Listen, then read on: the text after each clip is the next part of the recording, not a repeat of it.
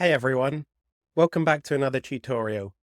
I'm Jack from Capable, and today we're going to showcase a powerful feature we've built to keep your teams informed, the service status macro for Confluence.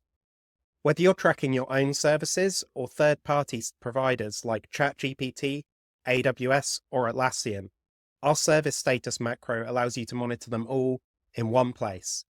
This gives your teams and stakeholders instant visibility into the operational status of key services, so they're always in the loop and can react to any disruptions as they happen. And if you're tracking ChatGPT, well, let's just say you might want to keep a close eye on that one. Let's take a closer look on how to set up and use the service status macro in Confluence. So here I have a new page that our team would like to use to track service statuses of our key services that we use. And to add this macro, I simply type /status and select the Capable service status macro here. What this is going to do is it's going to open up the configurator here, where we can select which services that we would like to track on our page. So it comes with some predefined, and if I add a new one, you can see you can either add a URL of a statuspage.io service, and it will be included in this list, or you can select from our predefined list just to make your life a little bit easier. So in this case, I'd like to add the ChatGPT one here, and I would also like to add Zoom. And you can see this updates to show us the current service status, and there's also two different options, two different display modes we can use. One is the simple, which simply shows a colored dot to tell us the status.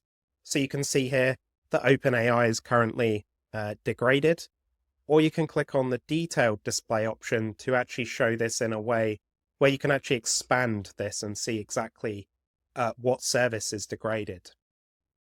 You can also see the actual incident logs here, which makes it just really easy that you don't have to keep hunting around for your different services here. So I'm going to add this one. I'm going to choose the simple display mode. And you can see it's added this straight into my page. So let's add another one with the more detailed option there. So again, I'm going to click ChatGPT. And maybe on this one, GitHub here. And I'm going to select the detailed display option and save. So at this point, I can update my page, and now I've got both of those different ways I can display this information shown in the page. As you can see, the functionality is all here. It's really easy to quickly find out what's going on and why services aren't working the way you would like them. And you can also click on it to get more information. So if I click on this OpenAI one and continue, this will take me directly to that service's status page, so I can investigate further. And that's it. That's how easy it is to track your service statuses in Confluence using the service status macro. Whether it's your own systems or third-party services like ChatGPT, AWS, or Atlassian, you'll always know what's up or down and be ready to respond. If you found this tutorial helpful, make sure to give the video a thumbs up and subscribe for more Confluence tips, tricks, and productivity hacks. Let us know in the comments if there's a feature you'd like to see next. And as always, thanks for watching.